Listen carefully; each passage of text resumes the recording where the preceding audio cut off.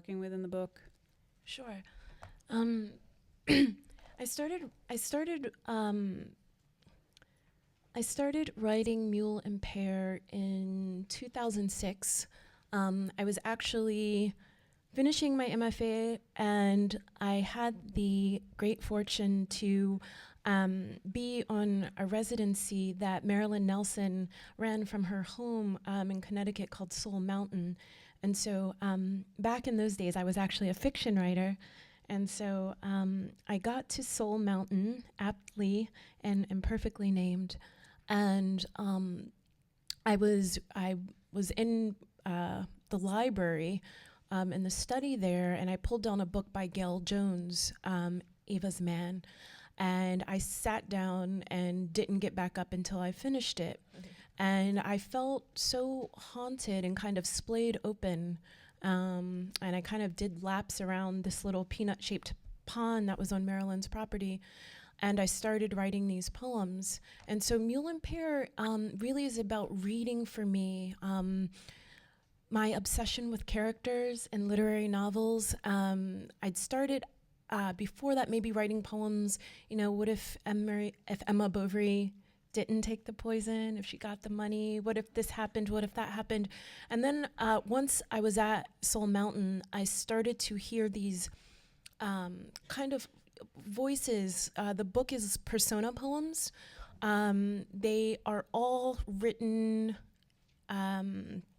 in conversation with mostly African-American novelists. And so I thought, what would Sula do in this way? And I wanted to collapse in my imagination the borders between characters. In my mind, they all kind of occupy space and time and future differently. And I felt so many of these characters had kind of raised me and told me and taught me things my mother couldn't or wouldn't. And I'd seen all of these women. The book is really about women's lives in books. And these characters who were fictional but were so true to me. And so there's women from Jean Toomer's Cane. And the title Mule and Pear, the collection takes its title from Zora Neale Hurston's Their Eyes Were Watching God. Early on in the novel, Janie, the central character in the novel, has a very hard moment with her granny. And she's just got done kissing a boy under a pear tree or watching the bee kind of stitch the blossoms. And she's, in love kind of with herself and life. And she does kiss a boy. That's right. She kisses a boy. And her granny sees her and, says, don't expect to be anything in this world but a mule. That's what Black women are. That's it. And she slaps Janie, and her granny this hurts her to tell her this. And at the same time, as many of you know in the novel, Janie will then go and try to free herself from this kind of yoke. And so for me, it was Mule and Pear, not Mule or Pear. And I wanted to look at that gray spectrum of identity for women of color, and what that meant in a number of novels. So Alice, for example, in Edward P. Jones' The Known World, at first she's the crazy slave, and then she ends up creating a new kind of mythology, a new world. She's an artist by the end of the novel. She escapes.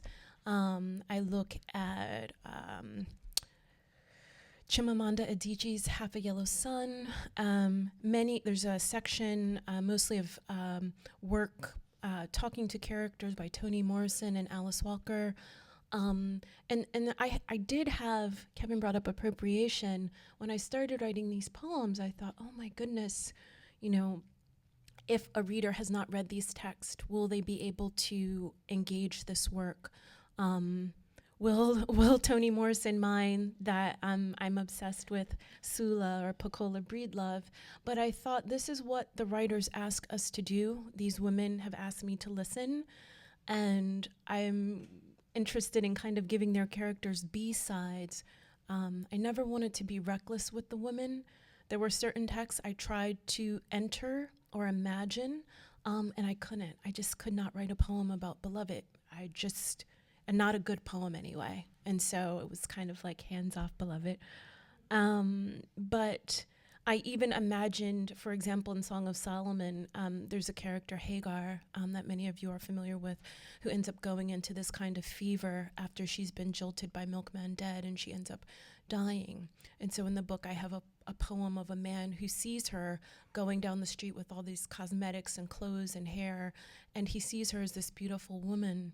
And in the novel, that there is no man that sees her before she slips into this fever. And so the collection is kind of about, reading and persona and music. Throughout the collection, there's a meditation on the notion of mercy and how mercy works for women, who deserves mercy, who is denied mercy, who fights for mercy, how mercy eludes us, capital U-S. And then there's also, while I wrote this book, I listened to jazz singers night and day.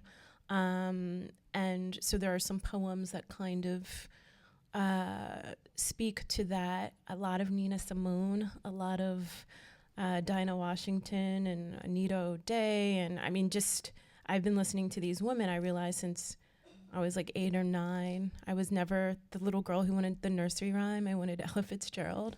Bless my parents' heart. My manuscript that's coming out in a few years, I wanted no music. I could not listen to any music while I wrote that. And so this thread of the Black woman as the jazz singer, as the, woman with the flower behind her ear, that pear blossom, that gardenia, really haunted me. And I wanted to speak to those women. And I'd walk down the street in New York and I'm like, there goes Sula, there goes, baby Suggs, and I'd see them and, that kind of thing. Lots of obsession in here with reading. And were you reading while you were actually writing the book, or were these from books you had read? The first round, I tried to just emotionally find the pulse without doing research. What did I remember after years of reading and rereading these novels?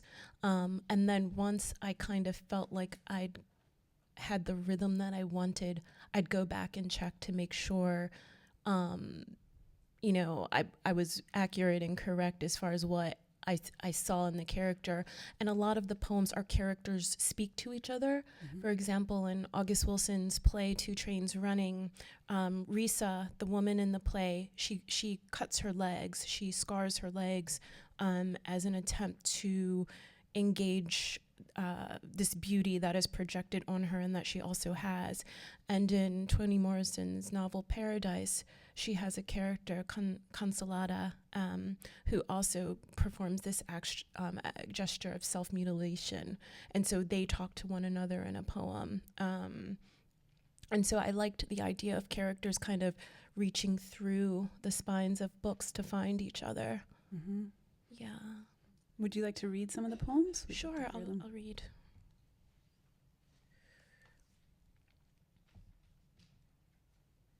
I'll start on the outside with a poem that's actually written for Nina Simone, who really I think was my Dante during this process. She has a song called For Women, and in her song For Women, there are verses, and there is Peaches, who closes the song as kind of the 60s empowered, strong woman. There is Saffronia, there is Aunt Sarah, who is the mammy. And in the middle of these women, these types of women, there's a nameless woman, and her name is Sweet Thing, and that's all she's called. The poem is called Blues for Sweet Thing, and the epigraph is the verse from Nina Simone, and it's this. Whose little girl am I? Anyone who has money to buy. What do they call me? Blues for Sweet Thing. I'm honeysuckle, a girl child crying holy 7 sins, a harp and loom, a rack of ribs. I'm a rib cage. A pocket of coins never to be spent because my country no longer exists. Almanac without page numbers or prophecy.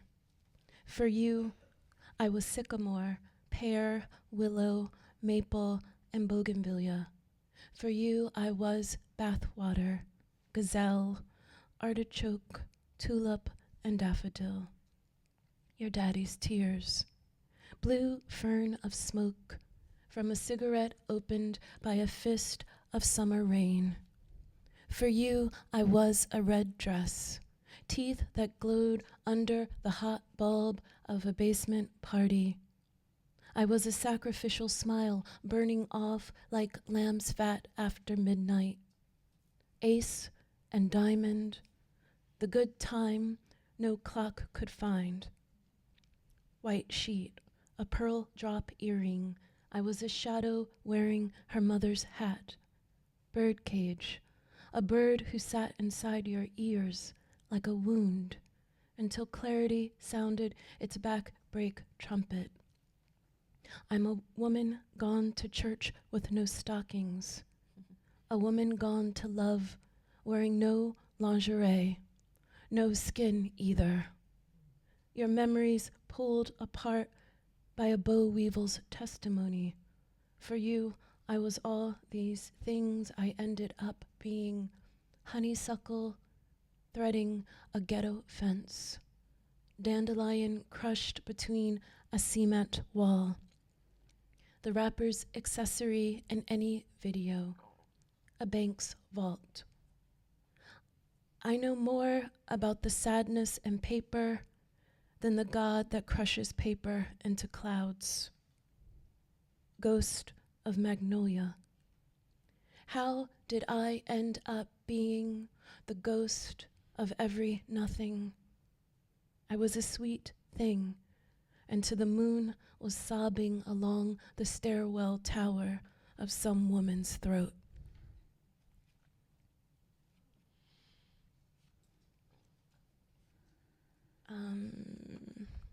Shorter one. So this poem is called Seeley's Notes, Dear God, and it's taken from Alice Walker's Color Purple, and I had done several cycles of these, imagining who or what else Seeley or any woman might pray to, especially a woman who survives, as Seeley does in this novel. Seeley's Notes. Dear God, in the white hook of the swan, and in the eyelid of Mister's dream, in the bucket, the straw broom, a family of wash pins that hang my life to a broken line of soap and water. Dear God, in the husk that wrap the heaviness of corn so tightly, in Nettie's ghost that spells vengeance at Mister's shadow. Dear God, and the sores that run through my soul, in the mixing bowl, and the rising biscuits, and the pleasure of sleep, in Sophia's fist. Dear God, and the legs of work horses, a sea breeze before sunset, and the weary color of butter. In the slack breast where my baby's lips haunt me, and the snap peas and the Christmas meat needing to be dressed, and the onions' mercy, and the greens salted and boiled till they are soft and dark as old glory women. Dear God, where sunlight rots the jail, and moonlight rots the bed, in this body where joy waits tapping its bloodied toes, in this body where hard work is a lean angel made of burlap, in the body where pain drifts like feathers plucked from a flying thing, in the way a stain of purple insists on being loved, in the way a soul will not insist enough on being loved. That's beautiful. Thank you.